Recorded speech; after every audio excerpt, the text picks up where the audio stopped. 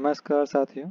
अभी तक संविधान की विशेषताओं में हमने केवल संरचनात्मक उनकी विशेषताओं के बारे में पढ़ा है। अब हम पढ़ेंगे संविधान की जो मूल्य हैं वो कौन कौन से हैं।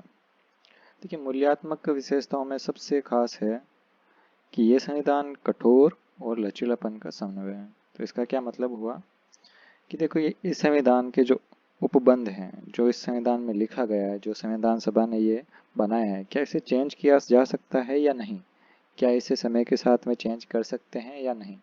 अगर हम इसे समय के साथ में चेंज नहीं कर सकते हैं या इसकी प्रोसेस बहुत टफ हो तो हम उसे कहते हैं कि यह संविधान कठोर है। अगर किसी संविधान को बहुत आसानी से बदला जा सकता है, उसके नियमों में काफ़ी आसानी से परिवर्तन किया जा सकता है, तो उसे हम कहते हैं कि ये संविधान काफ़ी लचीला है। लेकिन भारत का संविधान इन दोनों का मध्य का है। मतलब कुछ उपबंधों के लिए ये कठोर है और कुछ उपबंधों के लिए ये लचीला है। इसीलिए संविधान में परिवर्तन हम 3 तरह से कर सकते हैं। एक तो हम जो संसद है, दोनों सदन है, दोनों सदनों के 50% मतलब कुल सदस्यों के आधे लोगों का अगर मत समान हो तो उस उपबंध को बदला जा सकता है।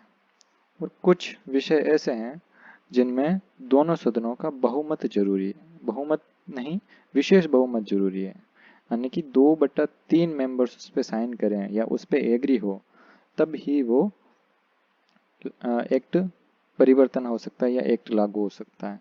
अब जैसे कि विशेष बहुमत के अंडर में कुछ विषय, संविधान का भाग 3 मौलिक अधिकारों से संबंधित मामलों के लिए अगर हमें कोई एक्ट लाना है या उसमें कुछ परिवर्तन करना है तो दोनों सदनों के विशेष बहुमत द्वारा करना होगा। इसी प्रकार संविधान के भाग 4 जो कि राज्य के नीति निर्देशक तत्व है, उनमें भी अगर कोई बदलाव करना है तो उसके लिए विशेष बहुमत। तो यह हो गया बहुत लचीला, यह दोनों के बीच का। और कठोर, कुछ उपबंधों के लिए कठोर भी है, जिसमें विशेष बहुमत मतलब कि संसद के दोनों सदनों के लिए 2/3 लोगों का एग्री होना ज़रूरी है और राज्यों की सहमति होना ज़रूरी है। मतलब आधे से ज़्यादा राज्य अगर उस पर हाँ कर दे तो।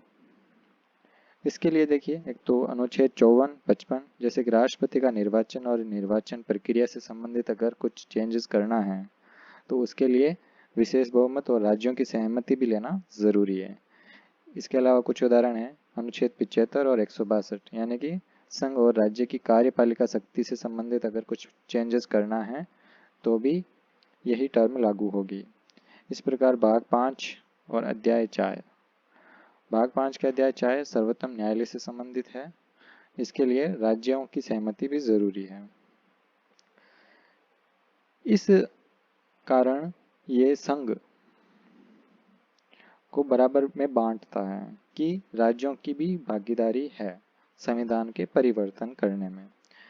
इसी प्रकार भाग 5 का अध्याय 5 राज्यों के उच्च न्यायालय, 7वीं अनुसूची जो हमने पहले पढ़ी थी, 7वीं अनुसूची मतलब शक्तियों के बंटवारे से संबंधित अगर कुछ परिवर्तन करना है तो उसके लिए भी यही प्रोसेस रहेगी। 4वीं अनुसूची मतलब संसद में राज्यों का प्रतिनिधित्व है। और अनुच्छेद 368 यानी कि संविधान के संशोधन की प्रक्रिया से अगर आपको छेड़खानी करनी है तो भी आपको राज्यों की सहमति लेनी पड़ेगी। तो यह था कि भारत का संविधान कठोर और लचीलापन का समन्वय है, जिसमें 3 प्रकार से हम परिवर्तन कर सकते हैं। इस चीज़ के डिटेल में हम पढ़ेंगे उस टॉपिक में कि संविधान का संशोधन की प्रक्रिया क्या है और इसमें कौन कौन से प्रावधान आते हैं जो संविधान संशोधन माने जाते हैं और कौन से हैं जो संविधान संशोधन नहीं माने जाते हैं। तो ये टॉपिक कवर हुआ। अगला देखते हैं। एक और खास बात है कि संघीय व्यवस्था है। भारत ने संघीय व्यवस्था अपनाई है, फिर भी उसमें एकात्मकता की ओर झुकाव है, मतलब प्योर संघ नहीं है। देखिए, संघीय व्यवस्था के कौन कौन से लक्षण हैं।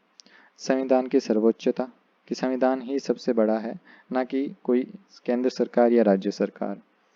ये संविधान खुद शक्तियों का बंटवारा कर रखा है। इसमें पहले से निश्चित है कि राज्य के पास क्या होगा और संघ के पास क्या होगा। स्वतंत्र सर्वोच्च न्यायालय मतलब पूरी न्यायपालिका पूर्ण रूप से स्वतंत्र है और एकल न्यायपालिका है। उच्च सदन का राज्य साधन होना, मतलब जो उच्च सदन है संसद का, उसमें राज्य से वो राज्य का प्रतिनिधित्व करते हैं, राज्य विधानसभा से वो चुनकर आते हैं आगे।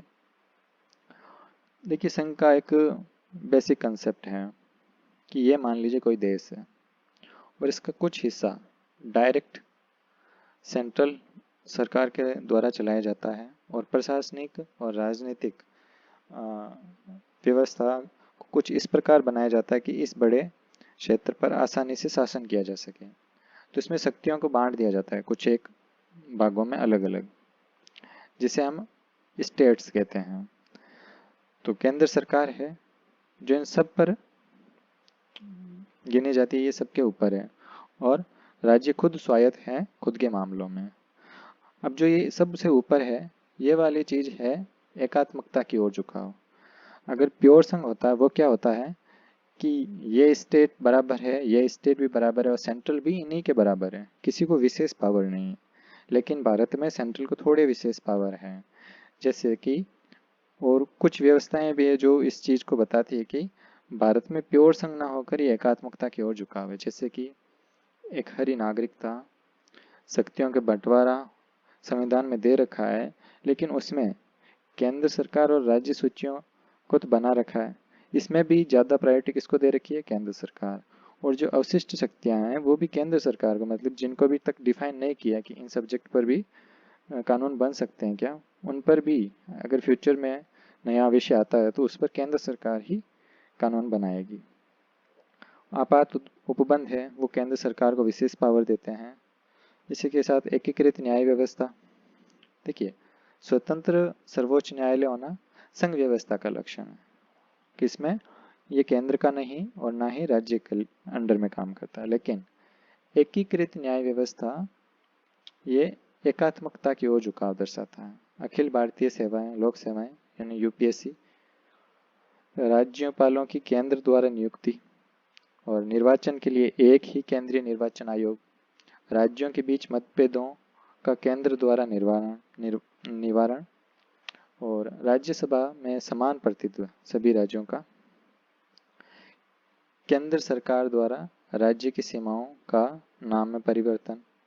ये देखिए राज्यों द्वारा राज्यसभा में समान प्रतिनिधित्व, यह भी एक एकीकृत। अगर कोई राज्य बड़ा है और एक राज्य छोटा है लेकिन वहाँ प्रतिनिधित्व समान है, ये कहाँ पर है, यूएसए में, लेकिन हमारे यहाँ पर पॉपुलेशन के हिसाब से है।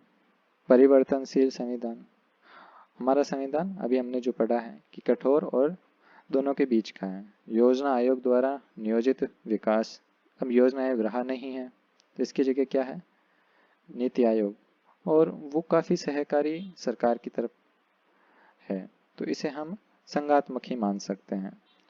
राष्ट्रीय विकास परिषद इसके साथ में खत्म हुई। अवशिष्ट शक्तियाँ केंद्र सरकार के पास। तो इससे सवाल क्या बन सकते हैं, देखिए दो तरह के सवाल बन सकते हैं। आपको स्टेटमेंट दे देंगे और कहेंगे कि इसमें से भारत में कौन सी संघात्मक व्यवस्था की विशेषता बताता है, या आप कुछ स्टेटमेंट दे देंगे और बताएगा कि इनमें से कौन सी वो विशेषता है जो एकात्मकता की ओर झुकाव को दर्शाती है। चलिए आगे देखते हैं। सरकार का संसदीय रूप। भारतीय संविधान ने जो सरकार का रूप चुना है वो है संसदीय, जो कि ब्रिटेन से लिया हुआ है। इसमें वास्तविक और नाममात्र दो प्रकार के कार्यपालक होते हैं। तो हमारे वास्तविक कार्यपालक कौन है, प्रधानमंत्री, और नाममात्र कार्यपालक कौन है, राष्ट्रपति। बहुमत दल की सत्ता होती है संसदीय रूप में। जवाबदेही, मतलब जो कार्यपालिका है वो व्यवस्थापिका के प्रति जवाबदेह होती है। जो भी मंत्रीगण हैं वो सारे संसद के प्रति यानी कि लोकसभा के प्रति जवाबदेह होते हैं। प्रधानमंत्री का नेतृत्व, ये हमने देखा है कि वास्तविक कार्यपालक कौन है, प्रधानमंत्री। ब्रिटिश संसद से थोड़ी सी चीजें अलग है, वो है भारतीय संसद संप्रभु नहीं है। ब्रिटेन की संसद जो एक्ट बना देती है उस पर कोई पुनर्विचार नहीं कर सकता, वो ही सर्वा अहम है। लेकिन भारत में सबको अलग अलग शक्तियां विभाजित कर रखी है, इसलिए संसद को संप्रभु नहीं रखा गया। अगर संसद कोई एक्ट ऐसा पास करती है जो कि संविधान के मूल्यों से अलग है तो उसे खारिज कर देगी न्यायपालिका। और दूसरी बात यह कि इसमें जो कार्यपालिका होती है वो व्यवस्थापिका के प्रति उत्तरदायी भी होती है, यानी कि जवाबदेही भी होती है। और भारत का प्रधान निर्वाचित होता है, उत्तराधिकारी नहीं। ब्रिटेन में इसका उल्टा होता है कि वहाँ पर उत्तराधिकारी होता है प्रधान, लेकिन हमारे यहाँ पर निर्वाचित होता है, इसीलिए यहाँ पर हम टर्म यूज करते हैं गणराज्य। अगली विशेषता है संसदीय संप्रभुता और न्यायिक सर्वोत्तता में समन्वय। जैसे अभी हमने पढ़ा कि जैसे एज इट इज ब्रिटेन से हमने संसदीय व्यवस्था नहीं ली है, क्योंकि ब्रिटिश संसदीय व्यवस्था कहती है कि संसद ही सब कुछ है, उसी के पास सारी शक्ति है, प्रभुता संपन्न है। और अगर एक और देश का देखा जाए जैसे कि यूएसए, तो अमेरिकन प्रणाली यह है कि वहाँ पर उच्चतम न्यायालय ही सर्वोच्च है, उसके पास न्यायिक पुनरीक्षण और संविधान के निर्वचन की शक्ति है। लेकिन भारत ने क्या किया, यहाँ से भी थोड़ा लिया और इन दोनों को मिला के मध्यम मार्ग चुना। अब यूएसए में कौन सी चलती है, कानून की उचित प्रक्रिया, कि कानून जो बना है क्या वो प्राकृतिक जो मूल अधिकार हैं मानव के, उनके अकॉर्डिंग सही है या नहीं है। और भारत में है विधि द्वारा स्थापित प्रक्रिया, मतलब कि अगर कॉन्स्टिट्यूशन में जो प्रणाली दे रखी है उसके अकॉर्डिंग अगर कोई कानून बना है तो वो सही है। इसका थोड़ा अलग है ये। आगे बात करते हैं मौलिक अधिकार, जिन्हें हम बाद में डिटेल में पढ़ेंगे, लेकिन यह संविधान की एक विशेषता है। संविधान टोटल 6 मौलिक अधिकार देता है। समता का अधिकार, स्वतंत्रता का अधिकार, शोषण के विरुद्ध अधिकार, धर्म की स्वतंत्रता का अधिकार, संस्कृति और शिक्षा संबंधी अधिकार, संवैधानिक उपचारों का अधिकार। और राज्य को कुछ दायित्व देता है जिसे कहते हैं राज्य के नीति निर्देशक तत्व। वहां पर संविधान में कोई वर्गीकरण नहीं किया हुआ है कि यह है किस विचारधारा से प्रभावित है, लेकिन हमारे विद्वानों ने इनको 3 भागों में विभाजित करके देखा है। कुछ नीति निर्देशक तत्व हैं जो सामाजिक या समाजवादी हैं, और कुछ हैं जो गांधीवादी हैं, और कुछ उदार बौद्धिक या उदारवादी हैं। इनका हम इस टॉपिक में अच्छे से पढ़ेंगे। अब बात करते हैं मौलिक कर्तव्य, जिससे संविधान में बाद में जोड़ा गया, लेकिन वो संविधान के एक विशेषता के रूप में है। स्वर्ण सिंह की समिति की सिफारिश पर 1976 में 42वें संशोधन के माध्यम से इसे जोड़ा गया था। उस टाइम आपातकाल का दौर था भारत में, और इसमें कुछ नागरिकों के कर्तव्य दिए गए थे। धर्मनिरपेक्ष राज्य, भारत राज्य धर्मनिरपेक्ष होगा जिसमें उसकी भूमिका सकारात्मक होगी, और यह बाद में जोड़ा गया है प्रस्तावना में 42वें संशोधन में 1976 में। और मूलभूत अधिकार 14, 15, 16 और 25 में इनका संज्ञान मिलता है, मतलब थोड़ा बहुत अगर उनमें देखा जाए तो धर्मनिरपेक्ष राज्य की हमें एक झलक मिलती है। और नीति निर्देशक तत्व 44 में जहाँ कहा जाता है कि सभी नागरिकों के लिए समान सिविल संहिता लाई जाए, तो वो भी धर्मनिरपेक्ष राज्य की एक दायित्व बताता है कि राज्य को धर्मनिरपेक्ष बनना है। अगला देखते हैं सार्वभौमिक वयस्क मताधिकार, जो कि पूरे विश्व में भारत का पहला एक्सपेरिमेंट था और सबसे बड़ी विशेषता भी, और सक्सेसफुल भी रहा था। और पहले ये 21 वर्ष था कि 21 वर्ष का कोई भी आदमी वयस्क माना जाएगा और वो मत देने का अधिकार रखेगा। लेकिन 1989 में 61वें संविधान संशोधन के अधिनियम 1988 में का जो अधिनियम था उसे लागू किया गया था 1989 में। उसके बाद में इसकी उम्र घटाकर 18 वर्ष कर दी, और तब से आज तक 18 वर्ष को ही वयस्क मताधिकार का मिल जाता है।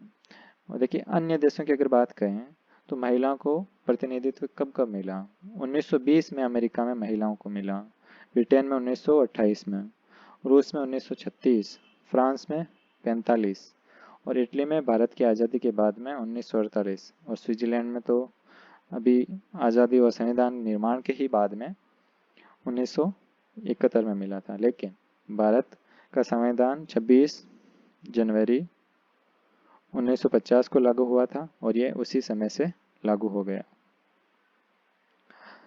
भारतीय संविधान कुछ स्वतंत्र निकायों के बारे में बात करता है। संविधान ने खुद निर्वाचन आयोग, CAG, control and auditor general, UPSC, SPSC, ये कुछ स्वतंत्र निकायों के उपबंध खुद संविधान में ही डाले गए हैं, ताकि वो ना तो केंद्र सरकार ना राज्य सरकार किसी के भी से भी स्वतंत्र है, ना कि वो केंद्र सरकार के अनुसार काम करेंगे ना राज्य सरकार के अनुसार। इनका प्रावधान सीधे संविधान में दे रखा है। इसकी शक्तियों और कर्तव्यों का भी संविधान में जिक्र है, तो ये पूर्ण रूप से स्वतंत्र है और इनमें हम मान सकते हैं न्यायपालिका।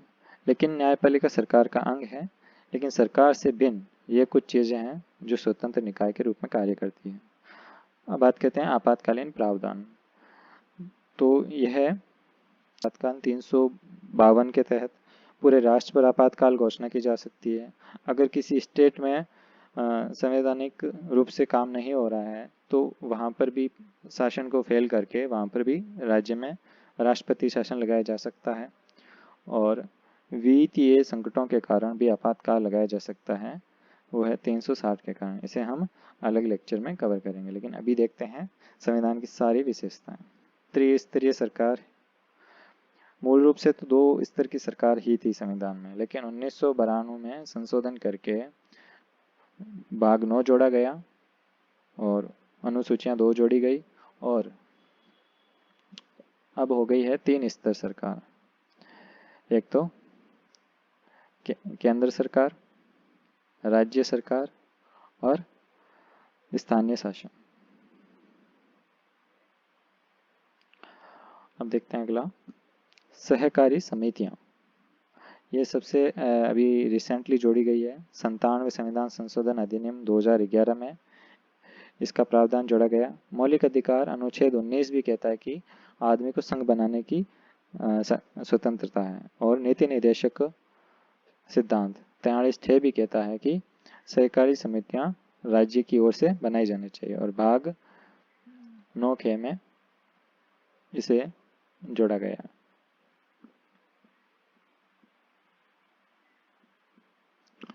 तो इसी के साथ में हमारी मूल्यात्मक जो संविधान की विशेषताएं हैं वो हमने कंप्लीट कर लिए और इसके अगले वीडियो में हम देखेंगे कि जो विदेशी स्रोत हैं संविधान के उनको बड़े शॉर्ट में और एक ट्रिक के साथ में याद करेंगे, क्योंकि काफ़ी सारे उपबंध है और उन उपबंधों को याद करना बड़ा मुश्किल रहता है, लेकिन जब पढ़ते हैं तब याद रहता है। तो उस कश्मकश को दूर करने के लिए मिलते हैं अगले वीडियो में। धन्यवाद।